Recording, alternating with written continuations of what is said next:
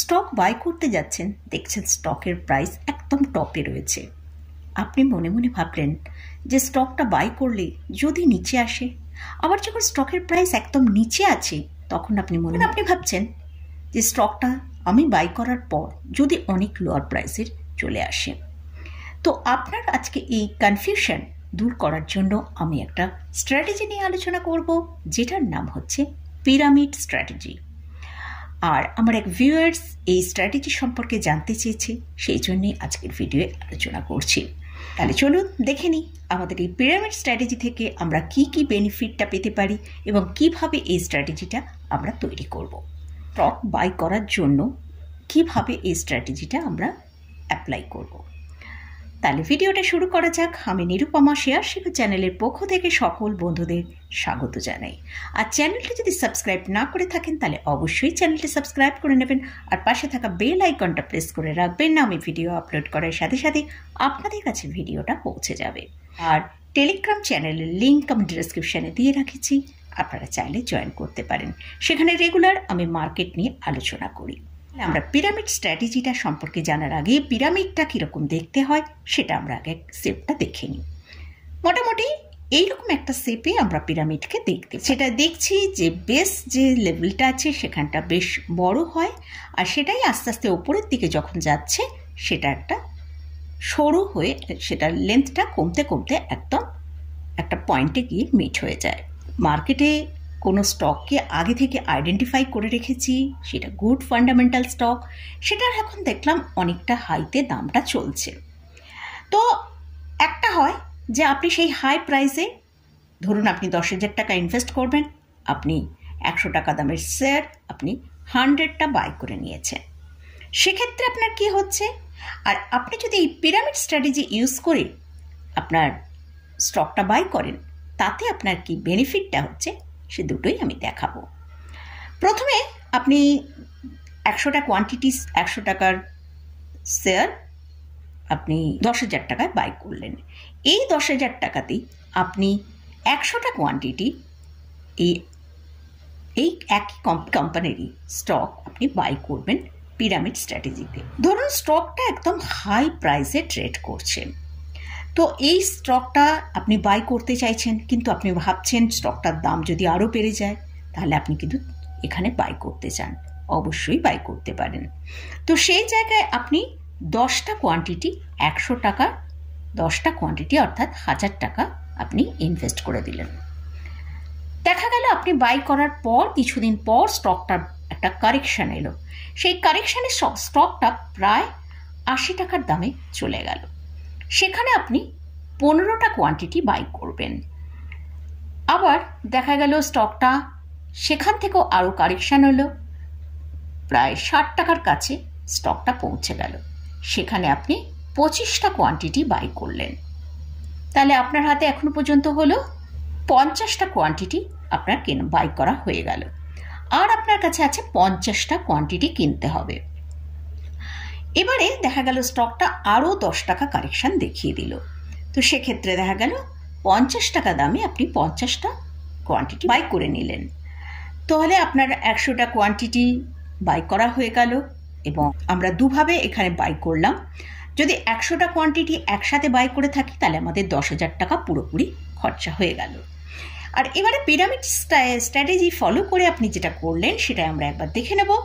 100 টাকায় 10টা quantity by করেছেন, তারপরে আপনি পড়েছেন 80 টাকায় 15টা কোয়ান্টিটি, আর 60টা 25টা কোয়ান্টিটি, আর 50 টাকায় 50টা কোয়ান্টিটি। এটা আমি 4টে ভাগে ভাগ করেছি, এটা আপনারা চাইলে 3টে ভাগেও ভাগ করতে পারেন।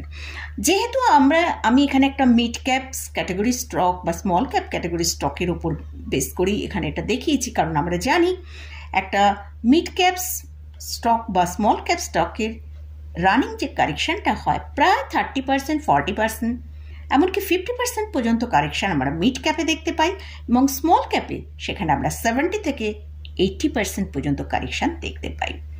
তো সেই জন্য কিন্তু আমি এখানে 4টে ভাগে ভাগ নিয়েছি।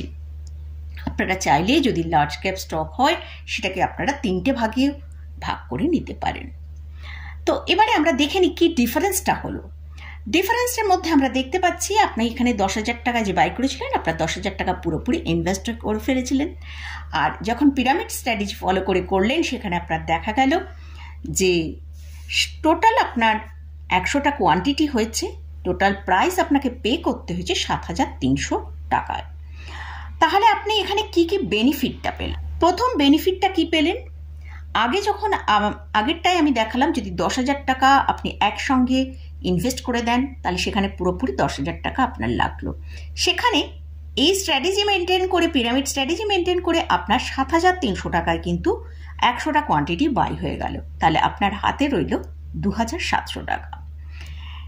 নেক্সট যে পয়েন্টটা দেখুন, শেয়ার প্রাইসের মধ্যে টোটাল 100টা স্টক আপনি কিনেছেন, কিন্তু অ্যাভারেজিং হয়ে গেছে প্রাইসটার মধ্যে, সেটাই অ্যাভারেজ হয়ে আপনার প্রাইসটা দাঁড়িয়েছে 73, অর্থাৎ আপনি 73 টাকায় 100টা কোয়ান্টিটি বাই করেছেন।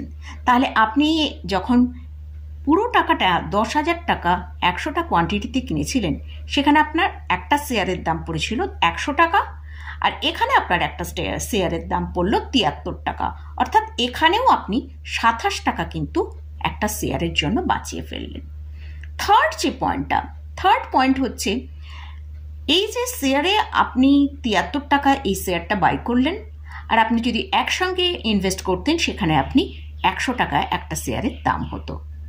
আপনি পিরামিড স্ট্র্যাটেজি ইউজ করে শেয়ার বাই করেছেন, যখনই শেয়ারের প্রাইস 74 টাকায় এসে যাবে, আপনি তখন থেকে কিন্তু প্রফিটে রান করতে শুরু করবেন। যে আপনি পুরো একসঙ্গে টাকাটা ইনভেস্ট করেছিলেন, সেখানে সেটা সেই স্ট্র্যাটেজি ফলো করে যদি আপনি স্টকটা বাই করতেন, সেখানে কি হতো, আপনার 101 টাকা গেলে তবেই কিন্তু আপনি 1 টাকা প্রফিটে আসবেন। তাহলে এই একই স্টক যখনই আপনি পিরামিড স্ট্র্যাটেজি ফলো করে আপনি ইনভেস্ট করলেন, সেক্ষেত্রে দেখা গেল যে 73 টাকার পর 74 টাকাতে এলো, এক্ষেত্রে আপনি পিরামিড স্ট্র্যাটেজি ফলো করেছেন বলে আপনি 74 টাকা থেকে প্রফিট করতে শুরু করলেন। এক্ষেত্রে 100টা কোয়ান্টিটি 100 টাকাতেই আপনি বাই করেছেন, 10,000 টাকা আপনার খরচা হয়েছে, এবং সেক্ষেত্রে এখানে আপনি যতক্ষণ না স্টকটা 100 টাকার ওপরে, এই একই স্টক 100 টাকার ওপরে যতক্ষণ না পৌঁছাচ্ছে, ততক্ষণ আপনি কোনো প্রফিট দেখতে পাবেন না। এবারে আমি দেখাচ্ছি, আমরা অনেক সময় দেখি ভালো ভালো অনেক স্টক অনেক নিচের দিকের দামে চলে আসে। সেক্ষেত্রেও কিন্তু আমরা ঠিক এর রিভার্সটা, মানে এই যে পিরামিড স্ট্র্যাটেজি, সেখানেও আমরা কিভাবে ইউজ করব। ধরুন রিসেন্ট আমরা দেখেছি HDFC ব্যাংক, কোটাক ব্যাংক, এসব স্টকে কিন্তু একটা বড় কারেকশন এসেছিল। তো আমরা জানি না স্টকটা আর কতটা নিচে আসতে পারে।